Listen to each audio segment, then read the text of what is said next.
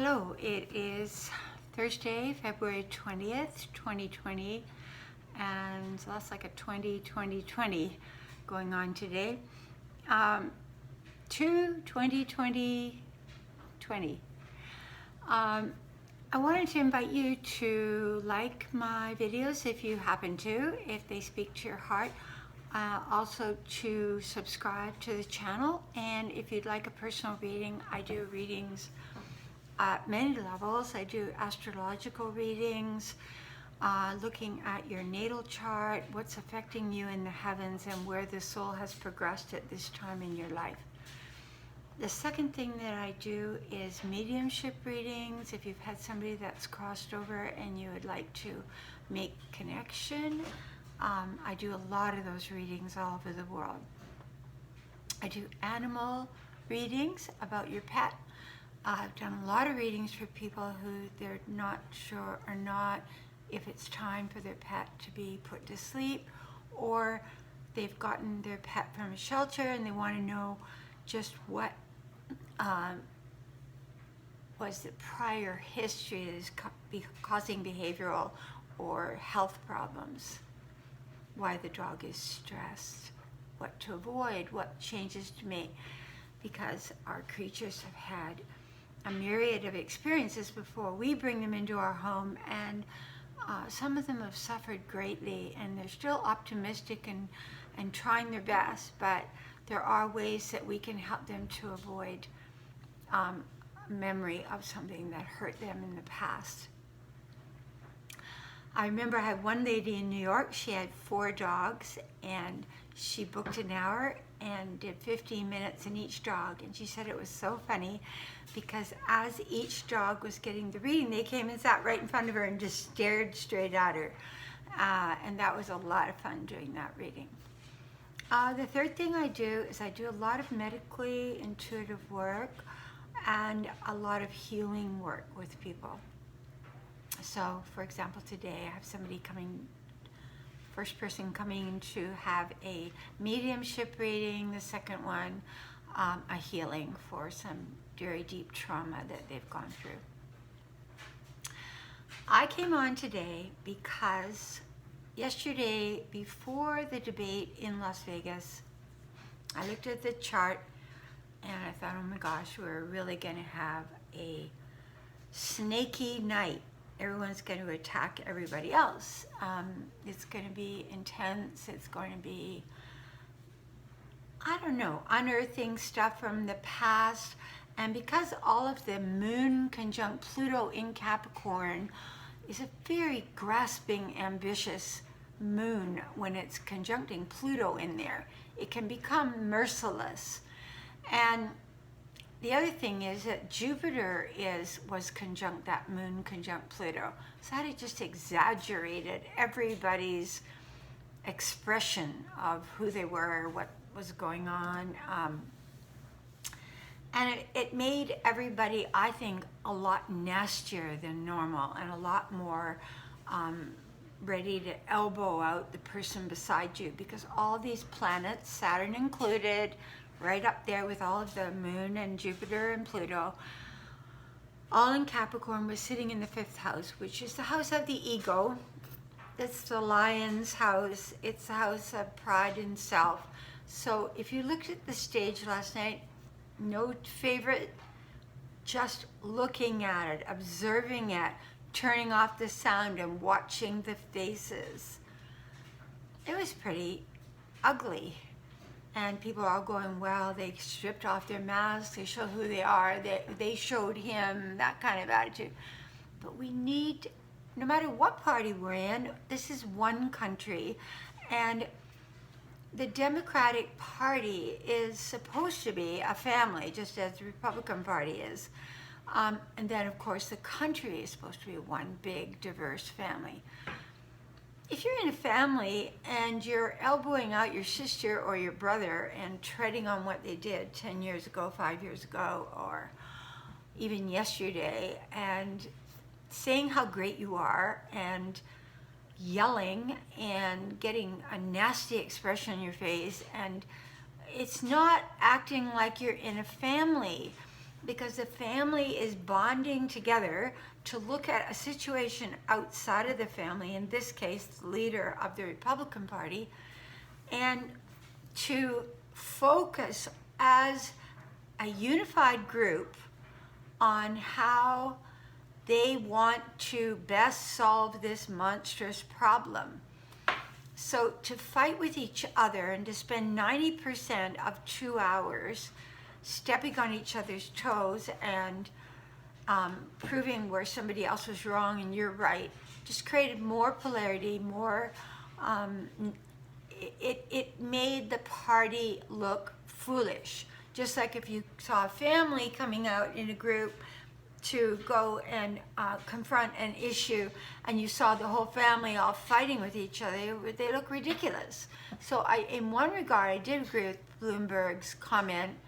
Not that I think he's been lily white all his life, but I definitely thought he acted in some ways like the adult in the room, not getting drawn into all the besmirching of everybody else. And I also agree with him on the comment that if everybody's going to act like they're acting here tonight, it's ridiculous. It was ridiculous. Some people may like to see a good fight, but in the long run, it leaves a bad taste in your mouth. So that Moon conjunct Jupiter conjunct Pluto conjunct Saturn was a god-awful night to have a debate. Plus Mercury retrograde in Pisces. I'm sure there were some people there with the Mercury conjunct Neptune in Pisces. I'm sure there were people there that were dredging up the past and clinging on to something someone had done 5, 10, 20, 30 years ago. They did it with each other. And there's a relative deceptiveness and self-serving quality to Mercury conjunct Neptune. It can deceive itself in its own motives of why it's doing something. So sometimes we get a sanctimonious reason to all jump on one person. But in the long run, you get your message across much better if you go to the depths of your soul and really ask yourself, and this is either party, in life in general, to go to the depths of yourself and say, what do I really want to bring forth? Number 1, of clarity. Number 2, of deep wisdom. Number 3, of compassion. Number 4, of an organized, structured plan for a way out of the disaster that we feel we're in right now. And how can I inspire people to follow me so that I'm not having people follow me because I'm able to be nastier to the person beside me, and therefore this is my night? What does that mean? In the long run, that's not going to bring a good energy to the person that perpetrated it.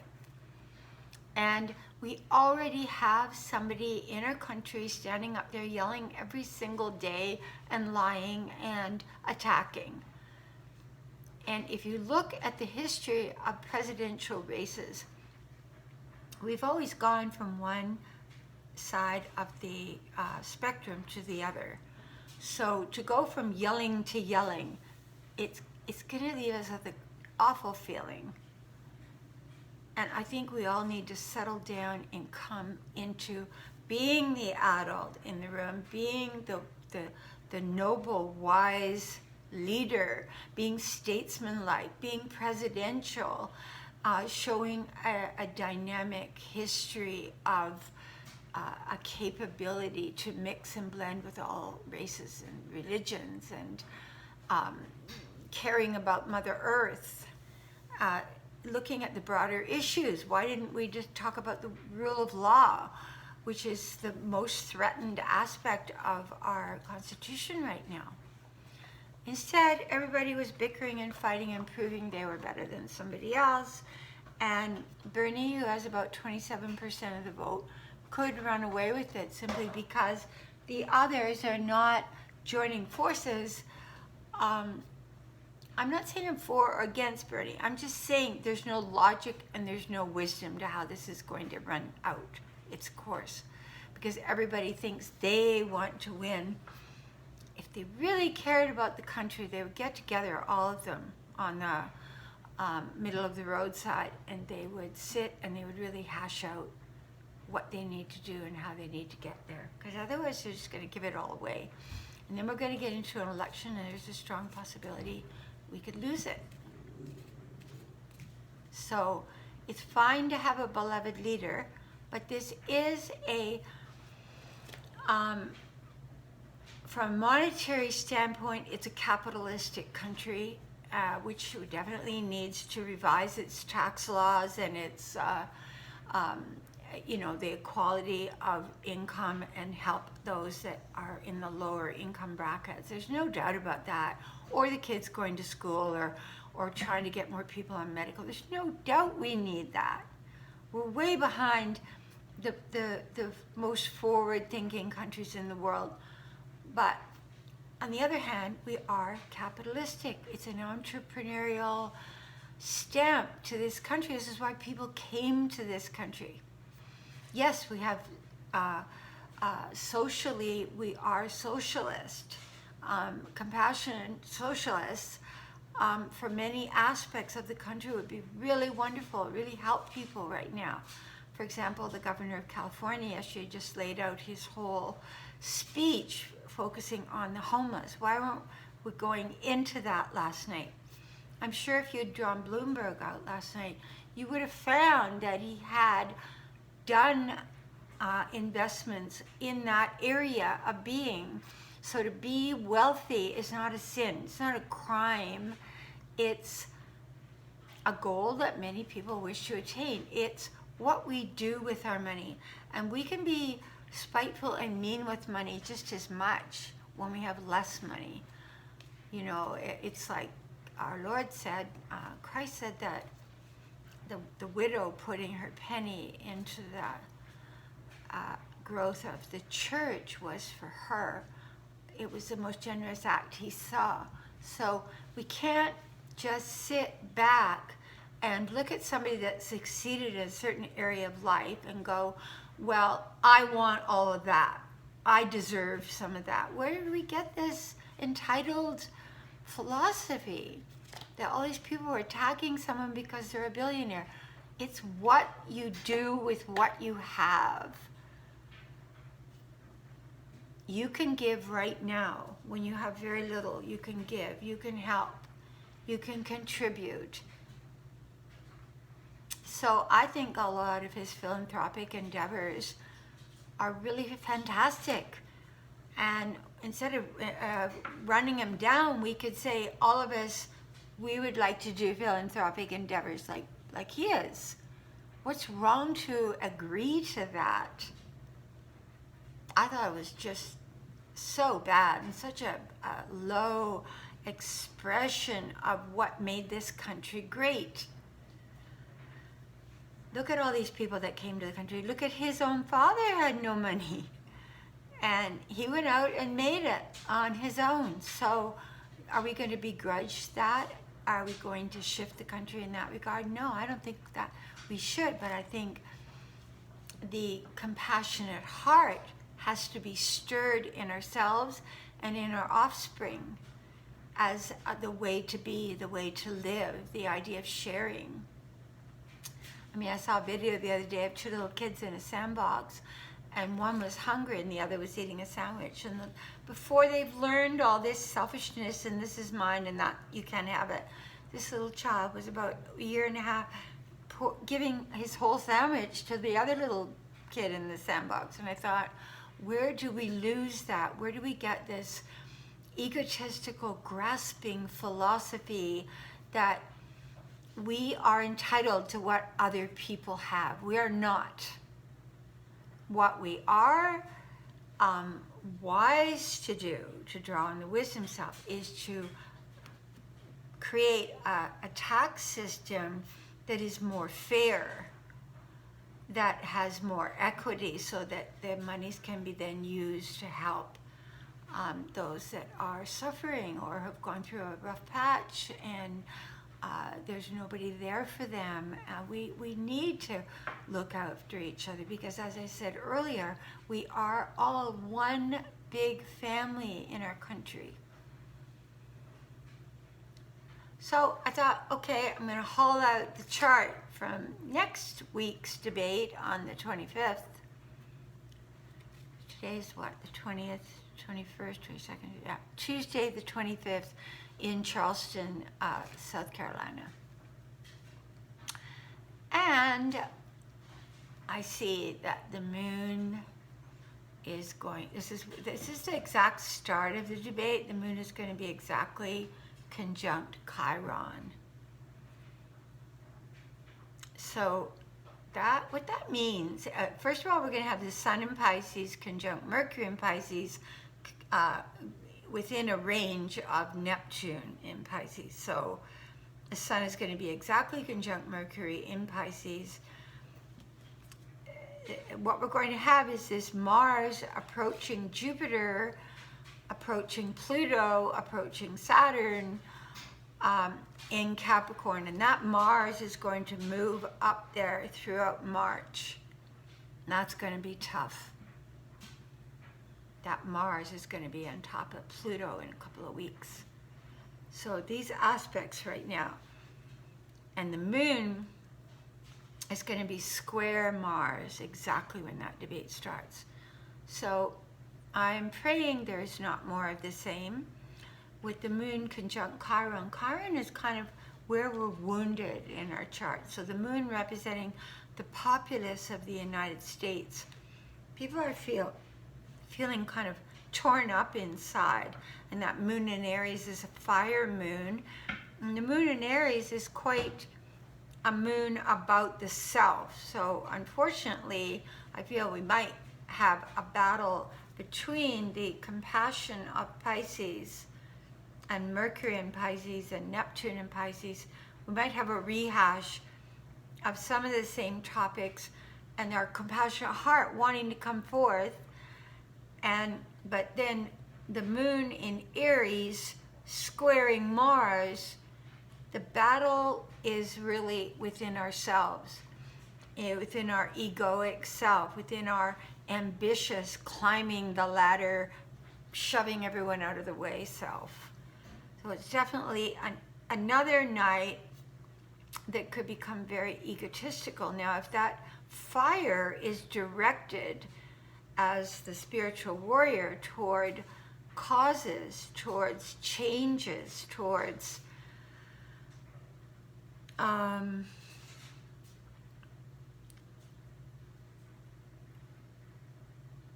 being honest with ourselves and not fighting so much on stage, because I think what's going to happen is a lot of the participants are going to look at that and probably already today are feeling remorse over that debacle last night. And the fact that we're calling Elizabeth Warren the winner because she was able to pounce on the most number of people and come out with the harshest judgments, that to me was not winning. And people's feelings, I think you'll find a lot of people will be in agreement with what I'm saying in their hearts, not liking it, not feeling proud of their party. But the moon conjunct Chiron, the moon also represents the populace of the country. So the wound of the country is going to come forth in some way. Like, what do I feel wounded by? And with Mercury being retrograde in Pisces, it's basically going to be about why people right now are feeling so victimized by their situations, by the Republican Party, and feeling helpless and feeling like, I just don't know what to do about this. I don't know how to resolve it, and kind of exhausted. And so the Mercury conjunct Neptune and conjunct the Sun in Pisces, it's like we have to, the only way it's going to work on that debate stage is if we really go to the compassionate heart and we bring up topics like the kids in cages or the climate change, how it's affecting people all over the world, or the flu virus and how we can all help each other, because that flu virus is not going to be selective as to which party you're in, right? So there's a lot of, I would say there's going to be a lot of conflict and a lot of people feeling vulnerable and not and stuck in a certain way. And there could be more fighting. There could be more fighting. We're going to have Venus in Aries, square Jupiter. So there could be a lot of exaggeration. The highest aspect of Venus in aspect to Jupiter would be if we took our ideals and really said, you know what, tonight I'm really going to inspire people about what I want to do. That would be the highest expression of it. With that moon square Mars, I'm not sure that's going to happen. Just draw a couple of cards on what's coming next week. Well, this is a great card. This is a positive card. This is a card of how can I help the needy? How can we redirect the money to help people that really, really are suffering, ill, without education, or single families, or those that are in prisons. This is the compassionate humanitarian. So that's either going to be Bernie talking about what he wishes to do for the country, or it could be Bloomberg talking about his charities and his ultimate goal. I think he's going to have more of a statement about what he really wants to do. And I think Amy Klobuchar, I feel she might have a really good night.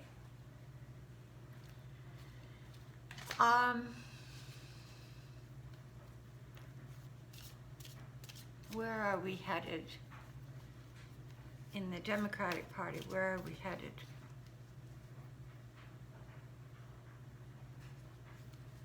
Things are moving fast. Loads of communication, loads of ads, an onslaught of information. The information is going to just expand exponentially over the next month or two. I think you'll see that huge communication, and that some of the players in the party are going to sit down and really talk to each other and get clarity about where it's heading.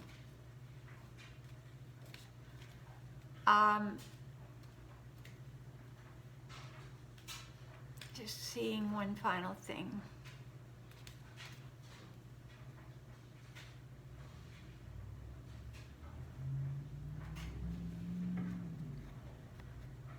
The person that's going to come out on top over the next couple of months in the party is going to be somebody that has innovative, creative, dynamic ideas for the country.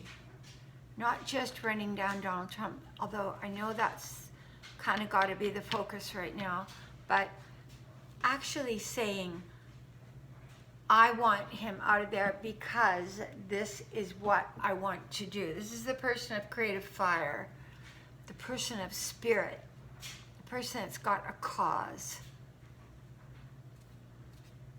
So I'm going to come on after next week's debate and give a bit of a summation of it, but I can tell you there are a lot of squares going on out there right now in this chart. The final square I want to talk about, well, it's actually not a square, it's a trine, is Uranus trining Mars. So that could bring up a lot of issues about what's going on in the country as far as the structure of the Constitution, and how is it being broken up, and how can they rectify that situation. Okay, I'm going to end there, and I have to say, after watching last night's debate and considering the next one, that if somebody could come forward with a really strong sense of self, a strong core dignity, deep wells of wise options, and a merciful heart. Without pulling out, I met Joey in Wisconsin that had this happen. I mean, a giving off the, not talking points, but giving off the energy of the truly deep, merciful heart for humanity and for the country and for that specific district. I think that is the route to go if you really want to lead. Find the highest and best in yourself. You don't have to be a wimp because you're expressing your vision, you're expressing your compassion. The strongest people have an innate mercy within them. So let's think about it. Let's make wise choices when we vote. And let's realize that we are all here for each other. We're one family, the human family, the global family, the global expression of life. Let's get clear. Thank you so much for sticking with me this long. And if you like the video, don't forget to like it. And I look forward to talking to you again sometime soon.